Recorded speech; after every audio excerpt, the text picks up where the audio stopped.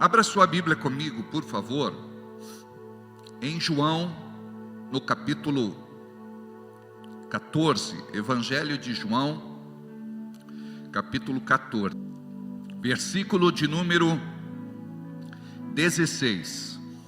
E eu rogarei ao Pai, e Ele dará outro Consolador, para que fique convosco para sempre. 18. Não vos deixarei órfãos, voltarei para vós. Glória a Deus. Obrigado, Senhor, pela leitura da palavra santa entregue à sua igreja. Estamos aqui, Senhor, para eternizá-la em nossos corações. Que o teu propósito seja real na nossa vida, para que possamos entender tudo aquilo que o Senhor tem para o seu povo neste tempo profético, em nome de Jesus. Amém? Esta noite, por volta das 3:30 da madrugada, o Senhor falou no meu coração a respeito do que eu vou ministrar hoje. Eu tinha uma mensagem preparada e foi muito forte a convicção de poder trazer nesta manhã algo da parte de Deus para a igreja. Eu gostaria que você pudesse permitir que o Espírito Santo ministre ao seu coração, em nome de Jesus. A igreja dos nossos dias fala muito no Espírito Santo. E é interessante que uma igreja que fala muito do Espírito Santo tenha tão pouco do mesmo Espírito Santo. Porque em nossos dias o Espírito Santo não passa de algo, ao invés de ser alguém. Nós acreditamos que o Espírito Santo é uma pessoa. Em nossa declaração de fé, cremos em Deus Pai, Deus Filho e Deus Espírito Santo. Existe um movimento religioso que tem o Espírito Santo como força ativa, semelhante à eletricidade. O Espírito Santo não é uma coisa. O Espírito Santo é uma pessoa dotada de emoções. O Espírito Santo, segundo a palavra, ouve e fala. O Espírito Santo tem atribuições bem pessoais, nos dirige, nos guia, governa, conduz. O Espírito Santo é chamado de ensinador, mestre, professor. O Espírito Santo é o paráclito ou paracleto, aquele que nos assiste em nossas dificuldades. Comparado a uma pessoa que pega numa ponta e o Espírito Santo em outra ponta, de modo que nunca estamos sozinhos em nossa caminhada com Cristo. O Espírito Santo, ele nos dá todo o suporte necessário para podermos passar por aquele momento e vencer. Muitas vezes a coisa não sai exatamente como gostaríamos, mas entendemos que o propósito de Deus sempre se cumpre. Muitas vezes é para nós algo doloroso, porque o nosso querer é frustrado, mas por outro lado, o nosso Deus sabe o que é melhor para nós. E mesmo com as perdas, nós entendemos que não se trata de prejuízo, porque Deus está nos forjando segundo o seu propósito. Nós somos muito egoístas e queremos que Deus faça aquilo que queremos,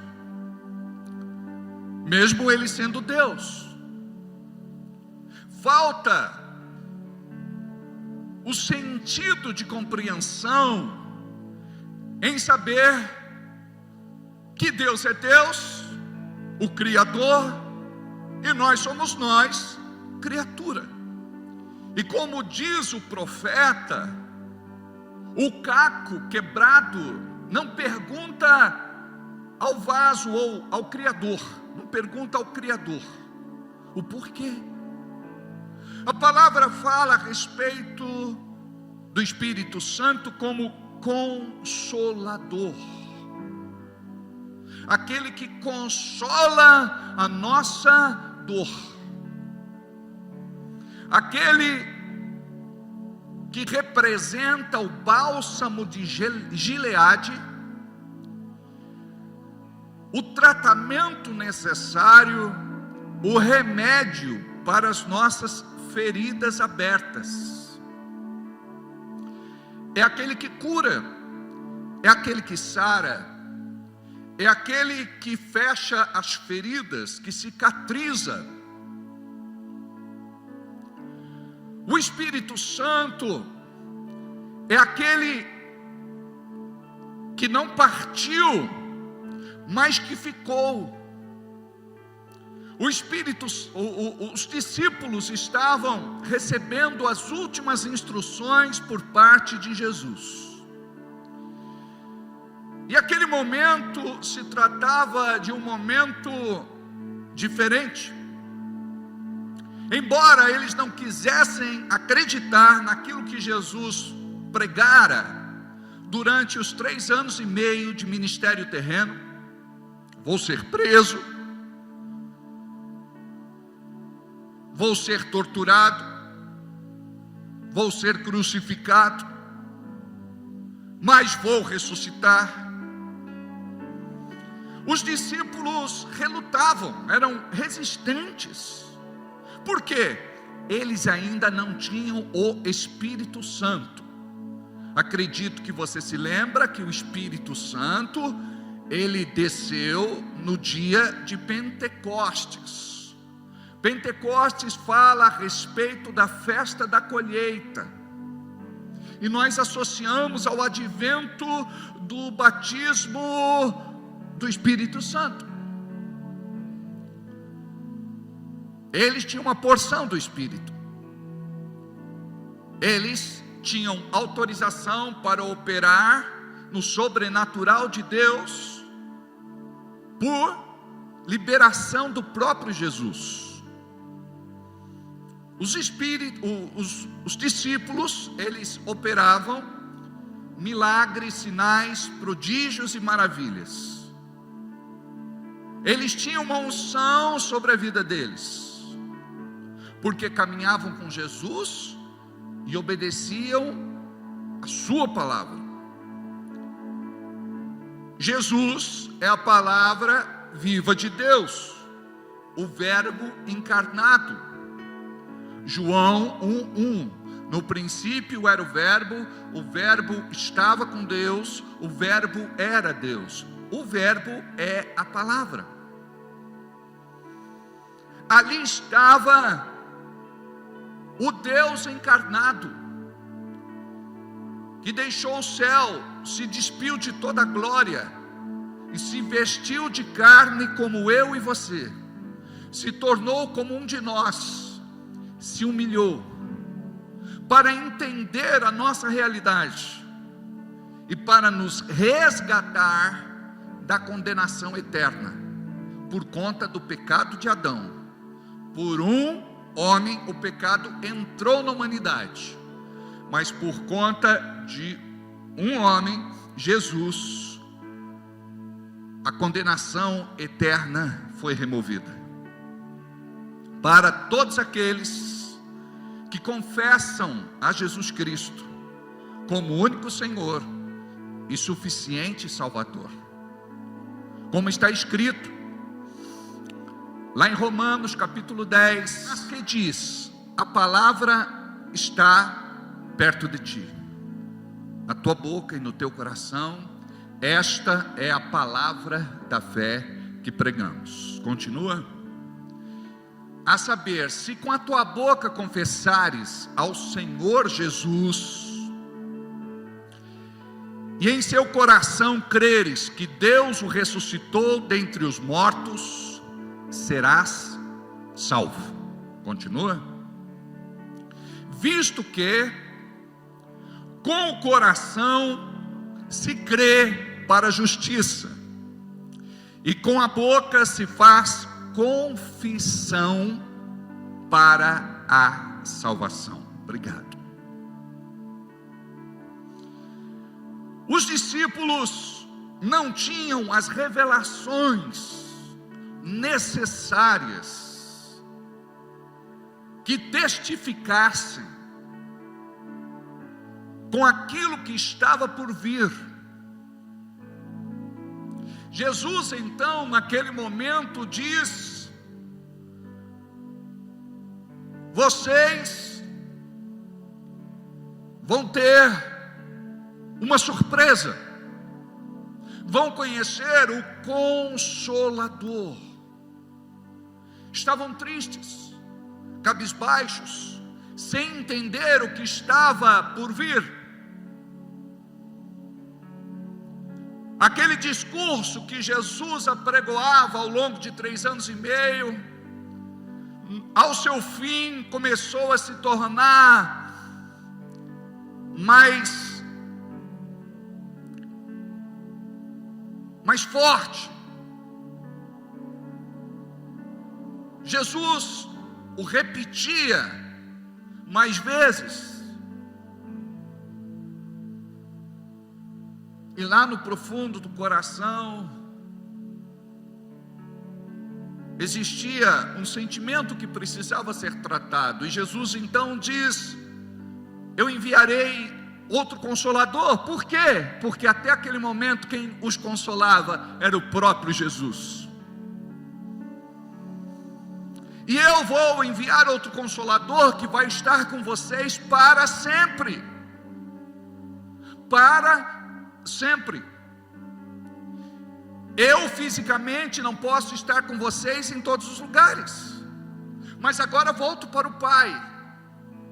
E o Espírito Santo vai estar com vocês em todos os lugares, aonde quer que vocês possam ir, eu estarei lá, porque o Espírito Santo estará com vocês.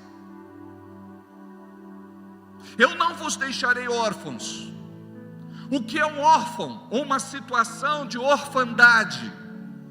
É quando uma pessoa perde o pai e perde a mãe, e ele diz: estou desamparado, não tenho mais ninguém, como vou fazer para viver? E Jesus então dá instruções aos seus discípulos: este Consolador estará com vocês, e por esta razão vocês não estarão órfãos na terra. Ou seja, quando você compreende por revelação, você deixa de viver a orfandade para viver o amor de Deus. Quando a palavra diz, Paulo ministra que a igreja foi adotada, ou que fomos adotados, eu costumo usar a palavra filiação. No caso de adoção, entendemos que somos filhos, mesmo não sendo judeus. Contamos com os mesmos direitos. Somos adotivos. Mas por outro lado eu digo, filiação. Tanto um como o outro são filhos. Não somos judeus. Não sei porque Deus escolheu os judeus, mas os judeus não o escolheram. Até hoje estão à espera do Messias. Jesus veio para os seus, mas os seus não o receberam. Mas nós, os gentios, o evangelho chegou a nós por Paulo. Pedro foi resistente. Deus precisou levantar outro apóstolo. E a palavra chegou até nós. Você é filho. Você é filha. E comunga de tudo aquilo que o céu tem para a sua vida. Você precisa compreender que tem deveres, mas também tem direitos.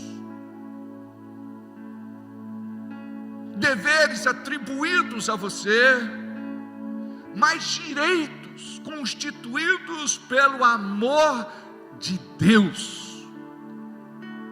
A igreja do nosso tempo tem dificuldade para entender este amor, porque amar para nós é um sentimento volúvel, um sentimento raso, um sentimento egoísta. E nós precisamos orar e dizer: Deus, me revela o que é o teu amor. Porque quando esta revelação cair no teu coração, você vai viver outra realidade. Você não vai viver mais na limitação que você anda no dia a dia, onde as pessoas te frustram, decepcionam, desiludem. E você fica mal por conta destas pessoas, porque você cria uma expectativa falsa. Você quer que as coisas sejam de um jeito e de repente as coisas acontecem de outro jeito. E o diabo sabe que você é uma pessoa melindrosa, sensível, hipersensível. E não precisa muito para o diabo tirar você do prumo, do eixo, do centro. E quando eu falo centro, eu estou falando centro da vontade perfeita de Deus, onde tudo aquilo que te acontece não pode te abater, não pode mexer com a sua estrutura psicológica. Mas pastor, isto é impossível. Não, é restauração. Chega uma hora que você cria uma blindagem especial, uma blindagem espiritual, e a Bíblia chama isso de armadura de Deus. É invisível, mas existe, é real, é verdadeira. E as setas inflamadas do diabo, dos demônios, do inferno, não podem perfurar esta blindagem, não podem ferir você. Porque o inferno o tempo todo está disparando estas setas inflamadas, estas setas venenosas, e muitos são feridos, porque falta discernimento espiritual.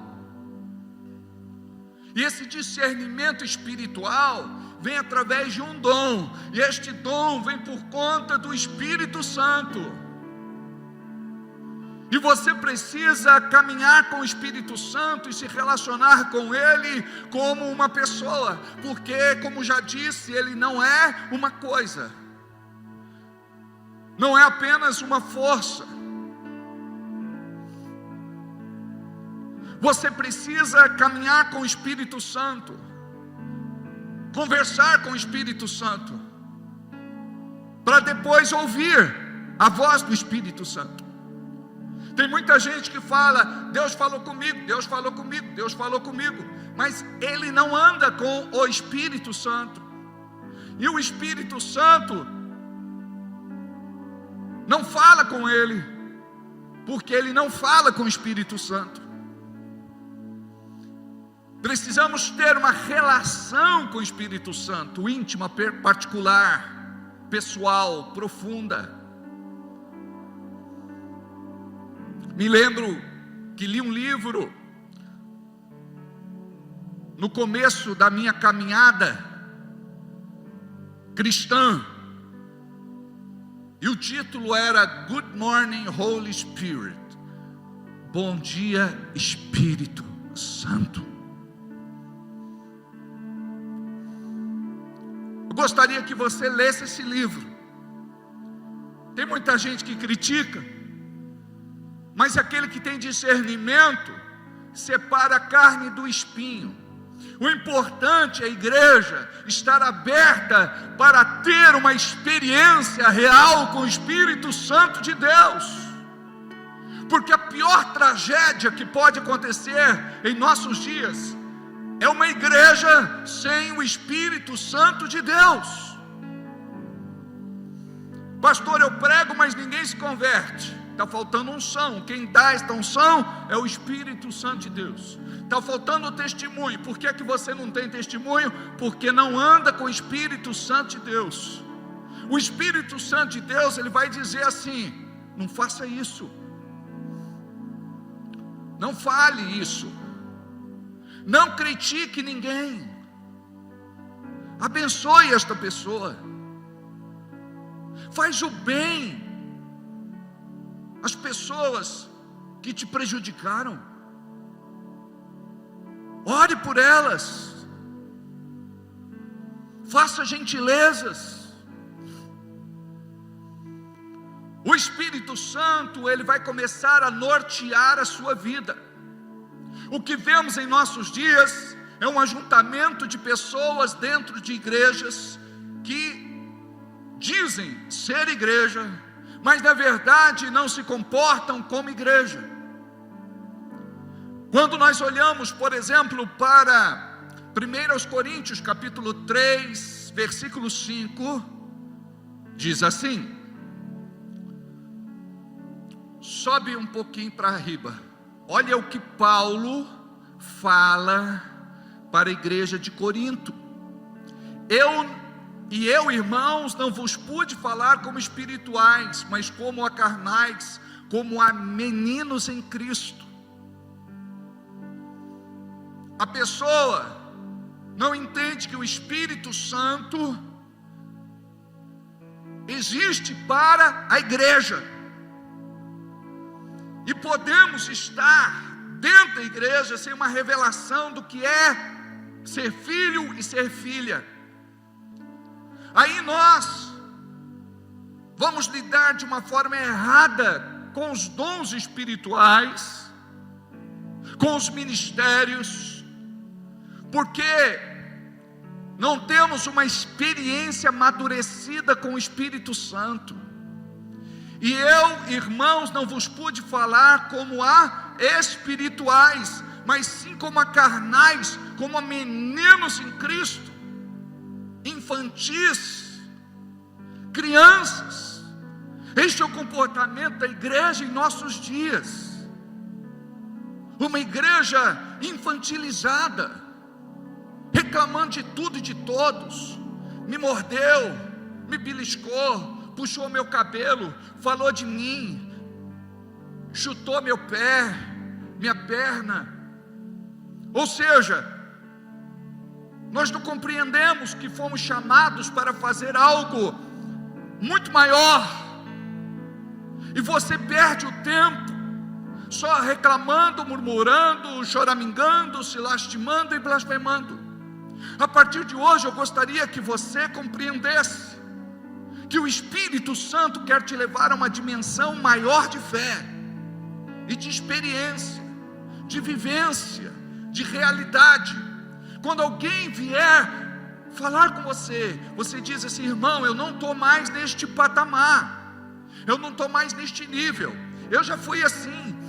O pastor pregou e falou a respeito de ser infantil, menino, criança. Eu não quero perder o meu tempo com aquilo que o diabo quer fazer. Eu quero pregar para as pessoas, eu quero falar do amor de Cristo, eu quero levar esta mensagem, eu quero cuidar de pessoas, eu quero fazer visitas, eu quero presentear alguém com uma Bíblia, eu quero estar orando por aquele que é necessitado, eu quero estar estendendo a minha mão, ajudando aquele que precisa. porque caso contrário você vai ficar não só dentro desta igreja, mas dentro de qualquer outra igreja, e nós estamos falando da igreja de Corinto, uma igreja que não tinha essa consciência. O Espírito Santo se manifestou ali de uma forma sem igual. Eles tinham a manifestação, mas eles não tinham a revelação. E por conta disso, muitas vezes o dom oferecido é contaminado. A pessoa não está em santidade. E quando a gente fala de santidade, a gente pensa no que? Adultério, traição, quebra de aliança. Mas a Bíblia fala da mentira, do engano, da falsidade, das brigas, confusões, contendas. É pecado. Pecado do mesmo jeito. Muitas vezes o feio aponta o horroroso, e o sujo aponta o mal lavado, um falando do outro. E a igreja que cresce, a igreja pungente, é a igreja que depende do Espírito Santo para crescer, para romper, para dizer: eu quero ser diferente, eu quero ser um instrumento, um canal, um veículo, um meio, um vaso nas mãos do Senhor. Eu não quero mais ser usado pelo diabo, porque quando você reclama, murmura, choraminga, se lastima e blasfema, o diabo está usando você, para você plantar uma semente no coração daquela pessoa.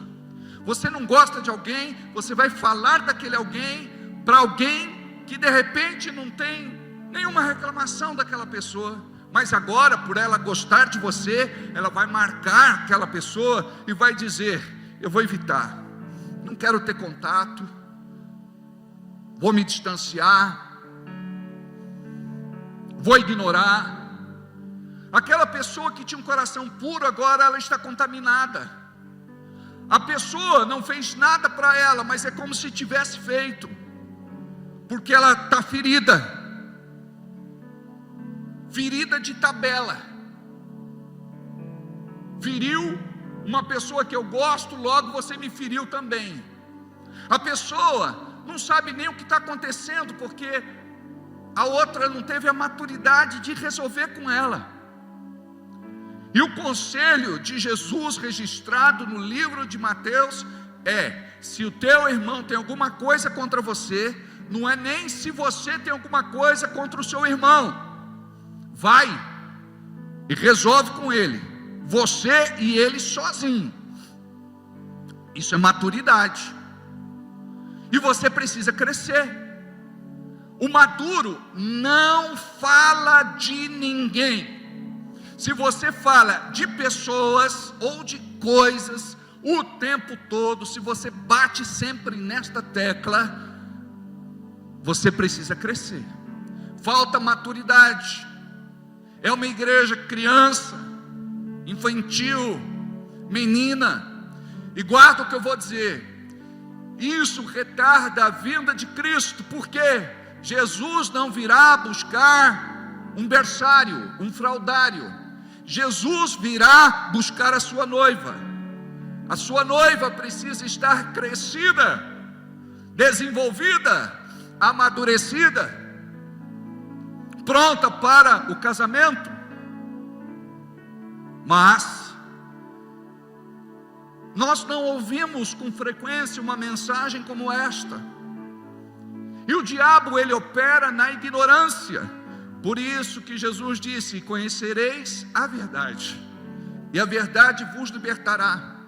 A verdade nos confronta, a verdade mexe com as nossas estruturas, porque nós temos valores, e valores errados.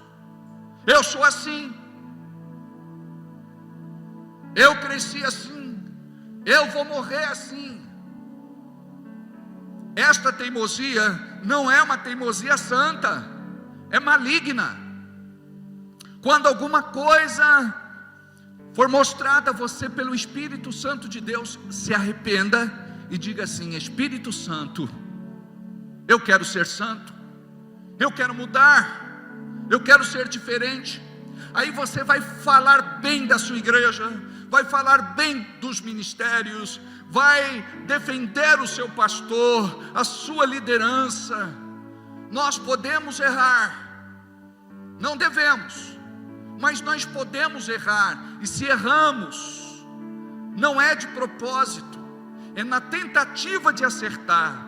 Aí nós precisamos de uma igreja amorosa, de uma igreja que caminha do nosso lado, que nos dá suporte para podermos fazer um trabalho relevante neste tempo profético em Bragança Paulista.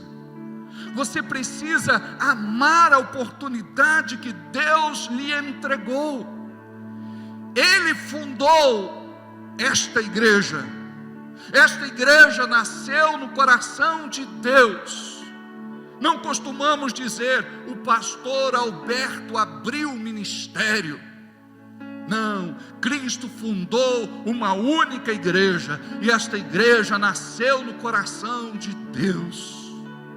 A igreja é feita de pessoas imperfeitas. A igreja é feita de irmãos amorosos.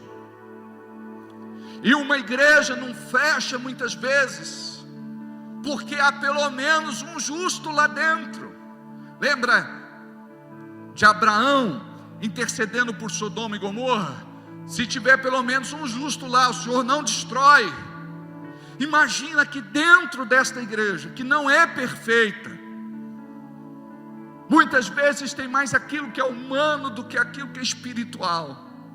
Mas tem pessoas sinceras, que dobram os seus joelhos, que despertam de madrugada, que se ajoelham do lado de suas camas, que jejuam durante a semana, que oram, que leem a palavra, que buscam a revelação de Deus neste livro. Pessoas que durante a semana estão ligadas com o céu, orando e intercedendo por você. E muitas vezes nós fazemos parte da igreja como se faz parte de um clube, de uma confraria, de uma fraternidade. É mais do que isso, é um relacionamento aberto com o céu. Nada pode bloquear, a ponto de você olhar para o teu irmão mais torto que nós temos aqui dentro, e enxergar ele com os olhos de Jesus e amá-lo, não criticá-lo, apontar o dedo, atirar pedras. Costumo dizer que a igreja precisa ser mais hospital do que tribunal. Esta é minha oração. Eu fico tão triste em saber que muitas vezes os irmãos estão se mordendo.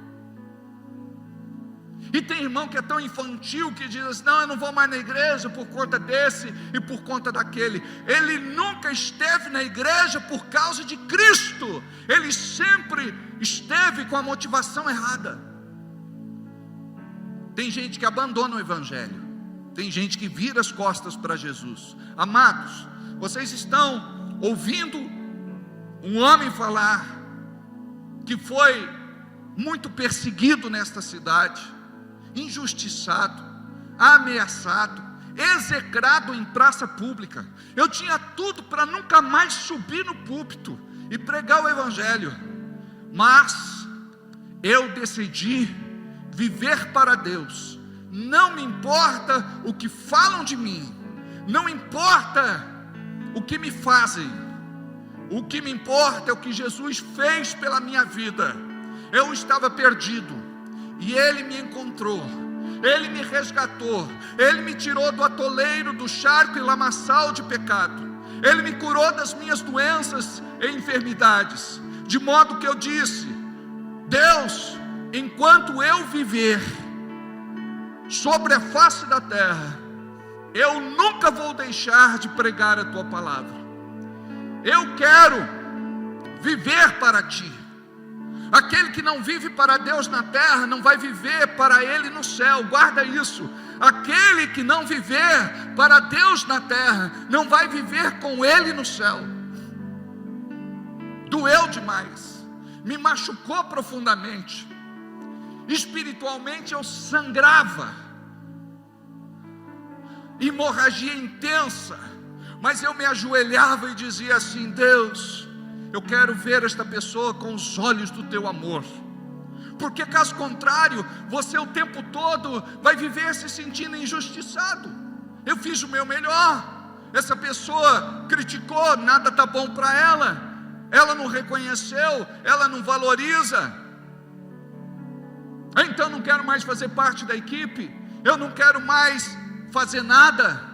E você está no meio da igreja, mas como uma pessoa nula, em paralisia. A igreja precisa ter pessoas ativas. Nós precisamos ser como omelete: quanto mais bate, mais cresce. Quanto mais eu apanhei, mais eu cresci. Perdoei aquelas pessoas, porque Jesus na cruz me ensinou uma lição. De pendurado lá, antes de dar o último suspiro, ele disse: Pai, perdoa, eles não sabem o que fazem. Porque se soubessem, não fariam. Você sabia que o teu marido não sabe o que faz? Se ele soubesse, ele não faria o que ele faz. A tua mulher não sabe o que faz, por revelação, porque se soubesse, não faria. Os filhos não sabem o dano que estão causando aos pais, porque se tivessem revelação, assim não faria. Pai, perdoa, eles não sabem o que fazem. Eu já fui cego também, eu já fui surdo também, não enxergava nada e não ouvia ninguém. Por isso que tem um ditado que diz assim, que o pior cego é aquele que não ouve, porque nós somos teimosos, tem que ser do nosso jeito, a igreja tem que ser do nosso jeito. E olha que coisa linda quando você amadurece. Você vai me ajudar e ajudar a liderança a cuidar de outros bebês que nascem. Imagina que na nossa igreja temos hoje 7 ou 8 grávidas, 2 já tiveram bebê. Estes bebês são indefesos, eles não têm autonomia, eles precisam ser cuidados. E para cuidar de um bebê, você precisa amar. Aí você vai alimentar, você vai trocar a fralda. E olha que trocar fralda não é fácil. E o crente é assim também. Aquele que é bebê espiritual, a gente também tem que trocar umas fraldas e muito fedidas. Fazem muitas cagadas. E nós temos que amá-los. E quem ama vai dar banho. Quem ama vai proteger. Esse é o nosso papel. O autor do livro de Hebreus diz que já era para você estar comendo alimento sólido, mas está comendo papinha, aquele leitinho diluído, aguado. Eu me decidi lá atrás, eu não quero perder o meu tempo para ficar me defendendo, porque o justo não se justifica. Se eu ficar me defendendo, eu nunca mais prego o evangelho na minha vida. Se tem alguém que leva paulada e todos os dias, é um pastor. É aquele que se atreve a dizer sim para um chamado e se torna líder. Sempre alguém tem alguma coisa para falar de um pastor. E a mídia contribuiu muito para isso. Por exemplo, quando se fala de pastor, todo pastor é ladrão. E todo padre é pedófilo. Todo pastor é ladrão? Claro que não. Tem pastores sérios. Todo padre é pedófilo? É claro que não. É óbvio que não. Certamente que não. Tem padres sérios. Do mesmo jeito que tem o bom advogado, tem o mau advogado. Bom engenheiro, tem o mau engenheiro. O bom comerciante, o mau comerciante. Tem o bom pastor e aquele pastor que é tranqueira. que até questiono se é que ele tem um chamado de Deus, porque aquele que foi chamado por Deus vai ouvir do próprio Deus as diretrizes através do Espírito Santo. Então a igreja, ela precisa se fortalecer. Nada pode desviar o teu foco, o teu olhar de Cristo, e este morto e ressuscitado. Porque a igreja de hoje, qualquer paixão me diverte. Hoje a pessoa está no altar, amanhã está sentada aí sem fazer nada. E daí, para ir para o mundo, é rapidinho. Um homem de Deus certa vez disse: tire o meu púlpito, ou melhor, tire o púlpito de mim e morrerei. Tire o púlpito de mim e morrerei. Sabe o que significa? Ele tinha tanto compromisso ao chamado de Deus, ao propósito de Deus para a sua vida, que ele disse: se vocês tirarem de mim o púlpito, certamente a minha vida acaba. Por quê? Porque a tua razão de viver é Deus. O teu respirar é Deus. Jesus disse: a minha comida e a minha bebida é fazer a vontade do Pai. Então quando você só toca, só canta, só dança, quando você só faz alguma coisa mecânica e automaticamente na igreja, você vai abrir mão disso sem pensar duas vezes. Eu vou contar um testemunho de um irmão muito querido do nosso ministério. Um dia, o Everaldo me procurou, líder de célula, e disse: pastor, eu estou passando por esta situação, eu acho que é melhor a gente ver o que vai fazer. Aí eu disse: olha, vamos fazer o seguinte, eu vou precisar fechar a célula lá na sua casa. Esse homem começou a chorar copiosamente. Ele não conseguia falar, ele tremia. Ele dizia: pastor, eu amo estas pessoas, não tira essas pessoas de mim, não fecha a célula. Ao passo que eu converso com outros líderes, não estou nem aí, se o senhor quiser mudar, muda, se o senhor quiser tirar, tira, para mim não faz diferença nenhuma. Se lembra de Salomão, quando levaram duas mães, uma era verdadeira e a outra dizia que era mãe. Uma delas, durante a noite, se deitou sobre a criança e matou o filho. E ela pegou o filho da outra mulher e trocou as crianças, e levaram esta questão lá para Salomão. Quem é que fica com a criança? Salomão, na sua sabedoria, falou: pega uma espada, corta a criança no meio, dá metade para uma e metade para outra. Aí a mãe verdadeira disse: não, dá a criança para ela. Ele pegou a criança e deu para esta mulher e disse: você é a mãe de verdade. Por quê? Por conta desse brado. Eu prefiro meu filho vivo, mas com outra mulher, com outra pessoa, do que ele morto.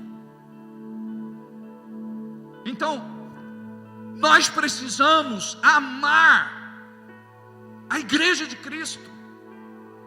Quem ama, cuida, sempre eu falo isso. Por que você não dizima e não oferta? É porque você não ama.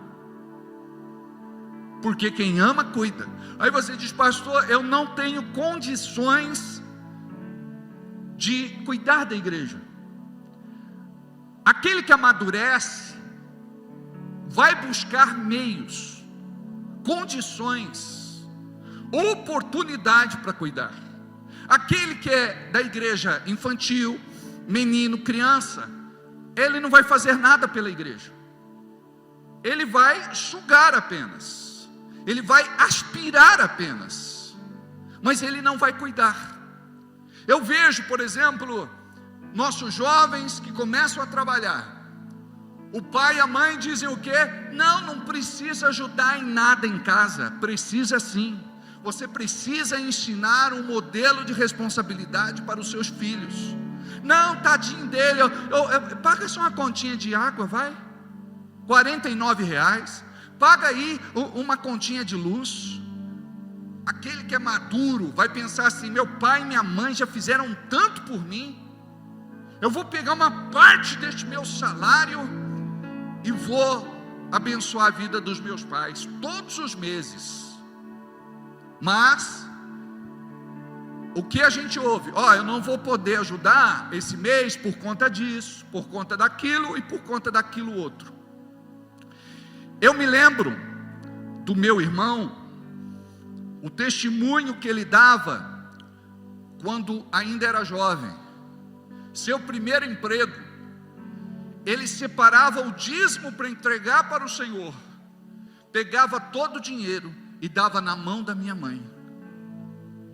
Eu nunca me esqueci do testemunho do meu irmão. Quantos filhos fazem isso hoje? Não ajudam em casa e subtraem, tiram aquilo que o pai muitas vezes não tem, aquilo que a mãe muitas vezes não tem. Os pais entram em dívida por conta de filhos que não têm responsabilidade. Quem ama, cuida. Está precisando de um jogo de sofá melhor nessa casa. Ele vai, pega a mamãe, vamos dar uma olhada na loja, vamos ver um jogo de sofá. Não, eu quero comprar e dar de presente para você. Fogão está velho, tem 6 bocas, só funciona 2. A geladeira não está gelando direito. O chuveiro é aquele que no frio você tem que ficar encontrando o fio de água quente, porque é uma luta. É um fio de água quente e o resto água fria. Você toma banho orando em línguas. Quem ama, cuida. A igreja do nosso tempo tem que ser amadurecida. Quando o pastor estabelece algo no altar, a liderança tem que ser a primeira a dizer: eu quero apoiar esse projeto. Quando o som foi comprado, quando as cadeiras foram compradas, quando tivemos alguns projetos na igreja, sempre a primeira oferta é minha, e a última acaba sendo minha também, porque muitos desistem na metade do caminho. Eu tive aqui alguns pastores no nosso ministério, que eram pastores do oba-oba, queria fazer para se aparecer para a igreja. Na hora, nós apoiamos, daqui a pouco, na metade do caminho, pulava fora do barco. Eu louvo a Deus, e não falo isso por vanglória da minha parte, mas sempre eu soube compreender isso. Eram pastores infantis, meninos, crianças, derramaram óleo na cabeça deles, e eles acham que ser pastor é título.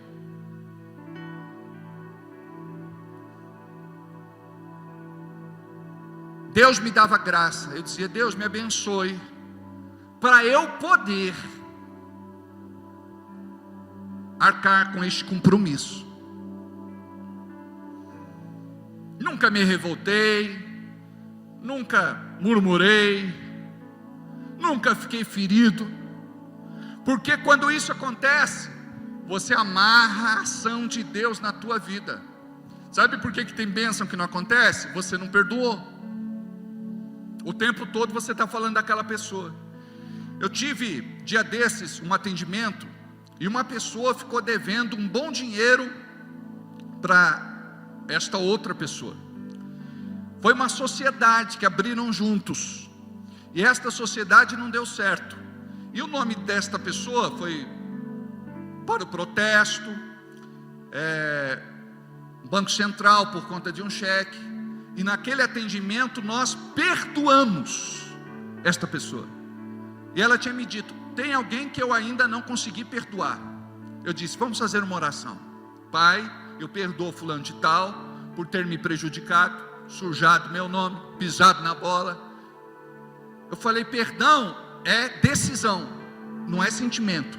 Quando você diz: eu não consigo perdoar, é porque você está indo pelo sentimento. Você tem que ir pela decisão. Você não perdoa porque a pessoa merece, você perdoa porque você precisa. Você que amarra a tua vida, você que impede Deus de fazer o que precisa ser feito. Então, em nome de Jesus, se apresse em perdoar. E é mais fácil você perdoar quando é uma semente no teu coração. Não deixa criar raízes, porque depois que cria raízes, é difícil arrancar uma árvore. Amém? Perdoa prontamente, imediatamente, completamente. E diga: diabo, você não tem mais poder para marcar a minha vida e roubar minhas bênçãos, em nome de Jesus. Então, se você vasculhar o teu coração, você vai ver quanta coisa tem no teu coração pelo fato de você não ter perdoado. E isso é muito sério. Precisamos da revelação do amor de Deus pelo Espírito Santo na nossa vida. Porque quando você tem esta experiência com Deus, vida cristã vai ser suave para você. Como Jesus disse: o meu fardo é leve, o meu jugo é suave. Ele está dizendo: troque o teu fardo pelo meu, o teu jugo pelo meu. O meu fardo é leve, o meu jugo é suave. Mas você quer continuar do mesmo jeito, tal e qual, fazendo como sempre você fez. Ministério para mim é algo suave. Nunca ninguém me ouviu reclamar, murmurar, choramingar, se lastimar, blasfemar por conta de ministério. E não vão ouvir, porque eu não posso ser infantil, menino e criança. Eu fui pregar numa igreja, e o pastor que me antecedeu para me anunciar, ele começou a falar da igreja dele. Eu fiquei constrangido da forma como ele se dirigiu à igreja. Aí eu disse: Deus, me dá habilidade para tratar com isso, porque não só o pastor está doente, mas a igreja está doente.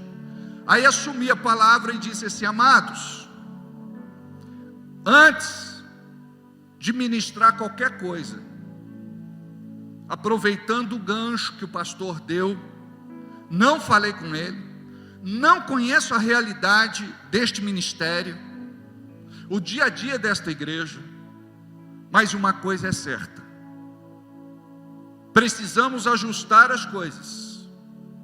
O pastor precisa amar sua igreja, porque o pastor que ama a sua igreja não vai falar mal da igreja.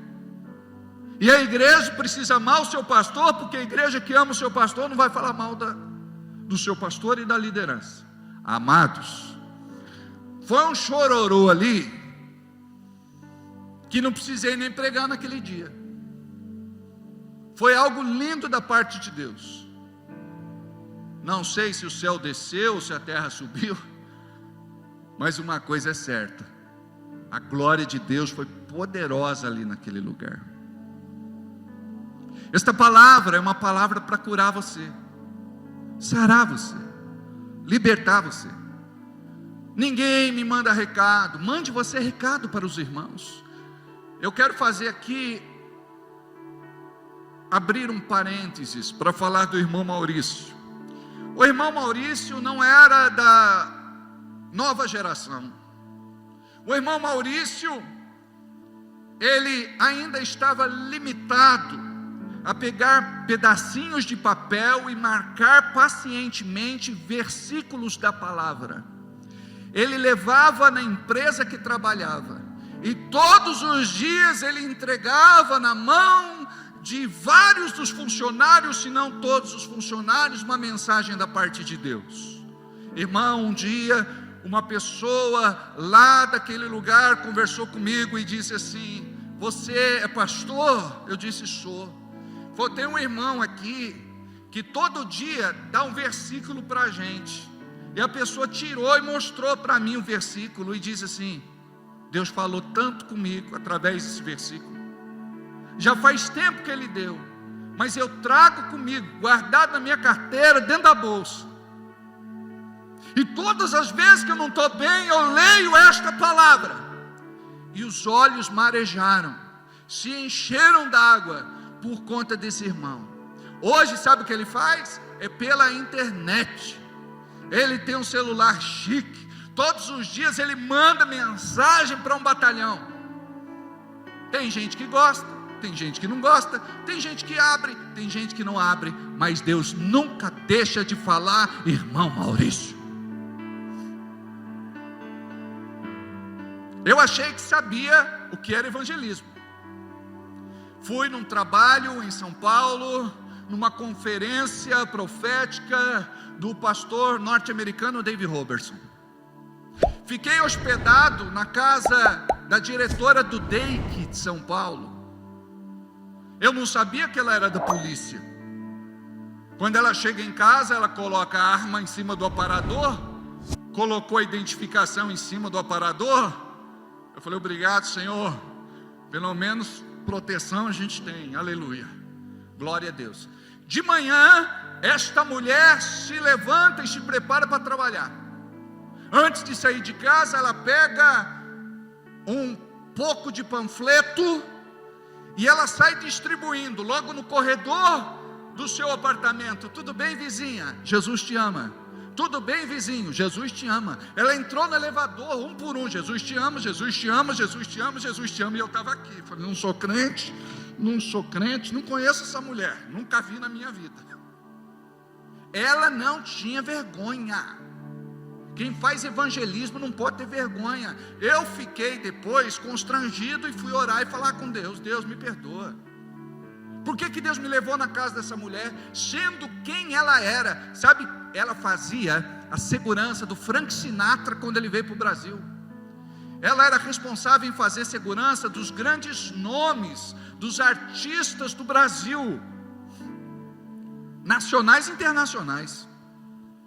Essa mulher armada, com a sua identificação, o posto que ela tinha, ela chegou na saída do apartamento: Jesus te ama, Jesus te ama, Jesus te ama. No ponto de ônibus: Jesus te ama, Jesus te ama, Jesus te ama, Jesus te ama, Jesus te ama. Dava panfleto para todo mundo. Entrava no ônibus, sempre o mesmo ônibus que ela pegava. Já conhecia o motorista, já conhecia o cobrador, e já conhecia alguns daqueles passageiros. Jesus te ama, Jesus te ama, Jesus te ama, Jesus te ama, Jesus te ama, Jesus te ama. Eu sentei lá no fundo e fiquei assistindo o que ela fazia. A mulher sentou lá na frente. Todo mundo que entrava: Jesus te ama, Jesus te ama, Jesus te ama, Jesus te ama, Jesus te ama. Aonde essa mulher descia, ela entregava um panfleto e dizia: Jesus te ama. Pergunta: quantos panfletos você já entregou na sua vida? Quantos versículos você já entregou na sua vida? Você prega a palavra de Deus todos os dias para alguém? Você ora pelo menos para uma pessoa por dia? Nós precisamos mais do que nunca do Espírito Santo. Sabe por quê? Porque sem o Espírito Santo nós somos terra sem adubo. Nós vamos ser estéreis, não teremos frutos. Os frutos precisam começar a nascer primeiro na tua vida, depois na tua casa, no teu lar, na tua família. Precisa nascer no meio da tua parentela, precisa nascer na tua vizinhança, precisa nascer na onde você trabalha, onde você estuda, no clube que você frequenta, com as pessoas com quem você anda. Guarda o que eu vou te falar.